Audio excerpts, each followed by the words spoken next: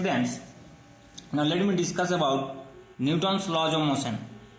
Here we discuss about Newton's second law, and according to second law we know that the force acting on a particle F is always proportional to rate of change of momentum.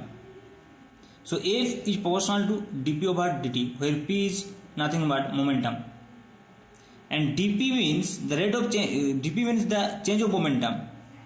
So dp over dt is rate of change of momentum with respect to time. So F equals to k into dp by dt. Here k is proportionality constant.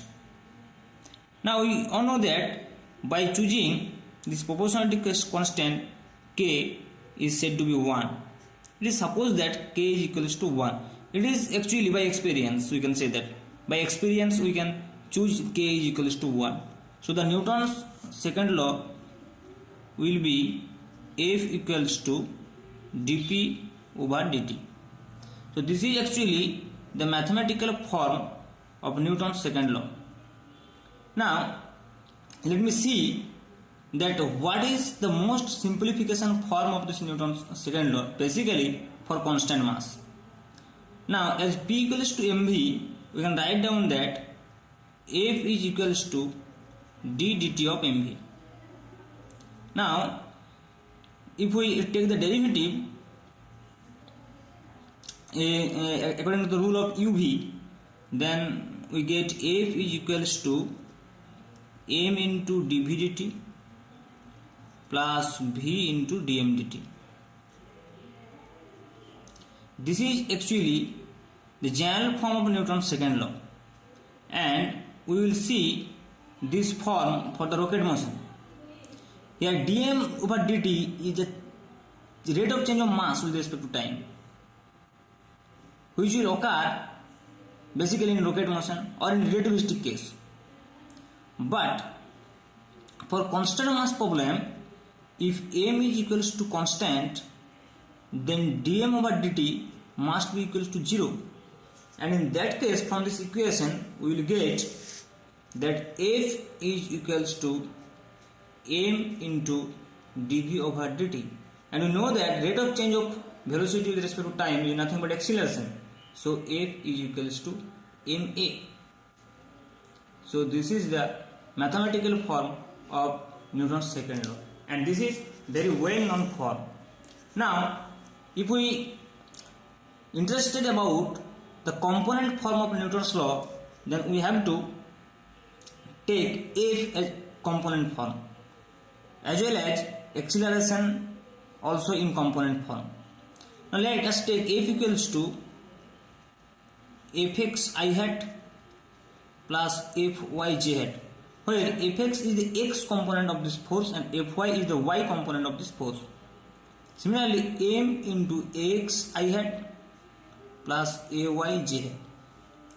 So if we compare the coefficient of I hat and j hat from both sides of this equation, then we get fx, which is the coefficient of I hat.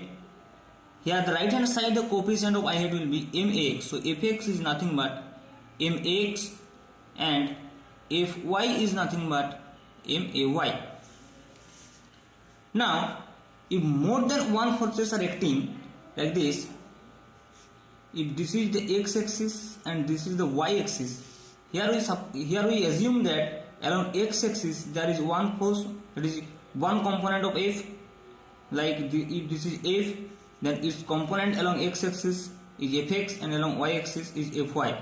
Now if more than one or two or three forces act like this, then the component of all these forces will turn into along x and y axis. We will get x and y component of all these forces which are acting on this body at the origin. So in that case we have more than one forces along x axis as well as in y axis. So in that case these equations will convert it into like this: summation fx is nothing but max and summation fy is equals to may. where summation fx is the algebraic sum of all the forces. Actually, algebraic sum of all the magnitude of forces along x-axis, which resulting the acceleration of the body along x-axis, that is m into x. So here x is the effect of all the forces which are acting along x-axis, and here ay is the effect of all the forces which are acting along y-axis. So summation fx is equals to mx and summation fy is equals to my. These two equations are very important when we will solve the problems, the numericals based on Newton's second law. Thank you.